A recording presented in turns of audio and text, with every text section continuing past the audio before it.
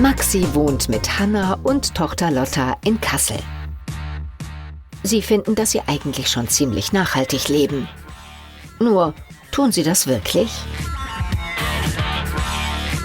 Wenn wir weiter so leben würden, bräuchten wir jetzt 3,33 Planeten, um unseren Lifestyle weiter so fahren zu können. Maxis Bruder Gerrit wohnt in der Nachbarschaft. Er ist Autoliebhaber und außerdem überzeugter Fleischesser.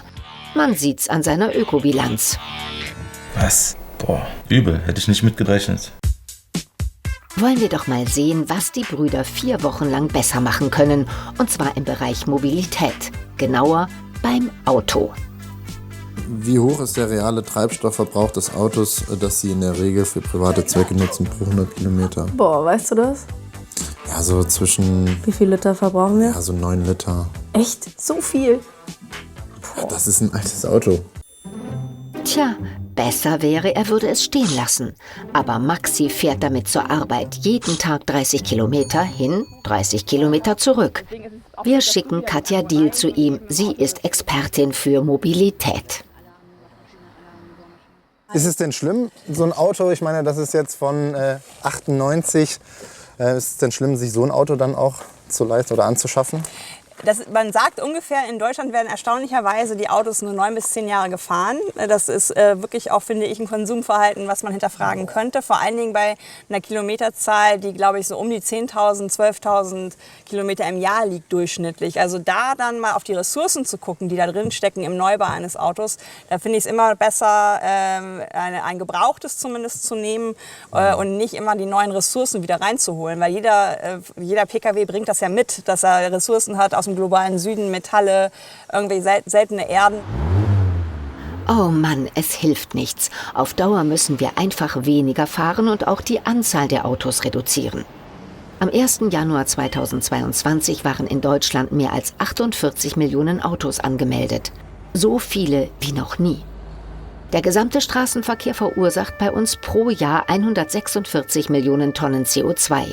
Europaweit sind es 26% der Treibhausgase und 35% des Feinstaubs, die allein durch die Mobilität verursacht werden.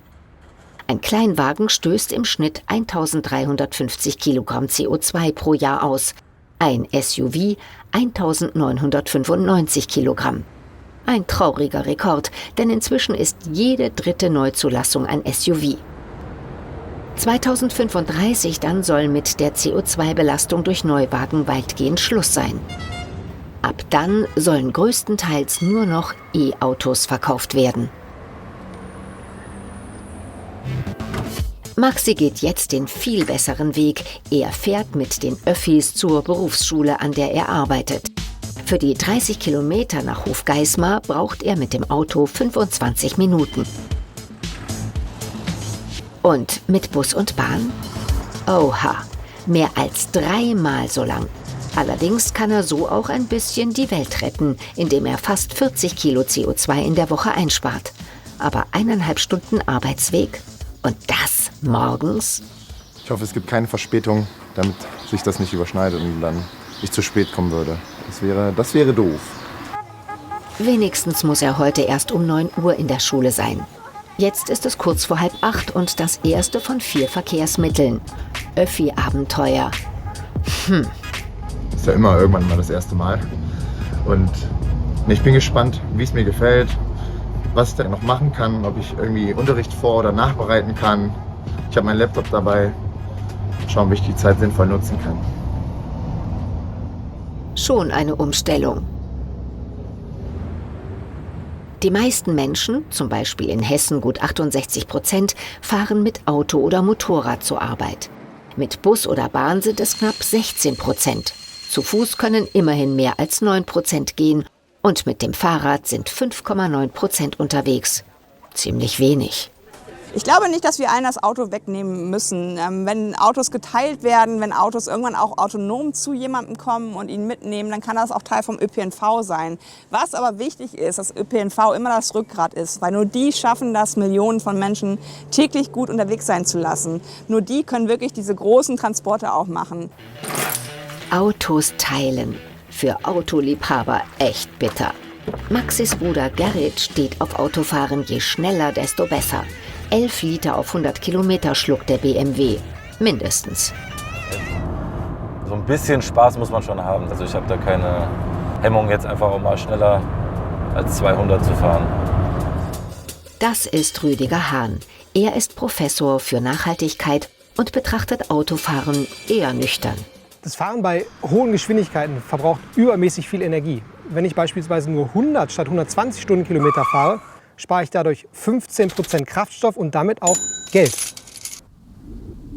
Wenn Gerrit sein Auto schon nicht aufgeben will, dann soll er aber wenigstens lernen, so zu fahren, dass er Sprit und CO2 spart.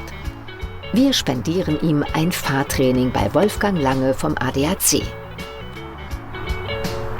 Das persönliche Verhalten des Autofahrers hat unglaublich großen Einfluss auf die Natur, auf den Kraftstoffverbrauch von so einem Auto. Also mit ein bisschen Mühe kann ich hier beim Autofahren doch deutlich Einsparungen erzielen und muss dabei noch nicht mal viel langsamer sein.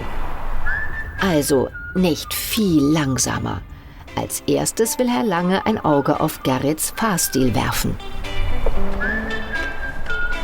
Hallo. Hallo, Gerrit. Grüßen Sie.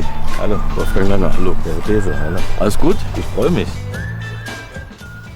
Mal sehen, wie lange die Freude anhält und wie viel Sprit Gerrit mit seinem Fahrstil verbraucht. Im Moment einfach nur die Geschwindigkeit im Auge behalten und ansonsten bitte fahr so, wie du immer fährst. Mache ich auf jeden Fall. Zeit läuft. Ab jetzt. Gut.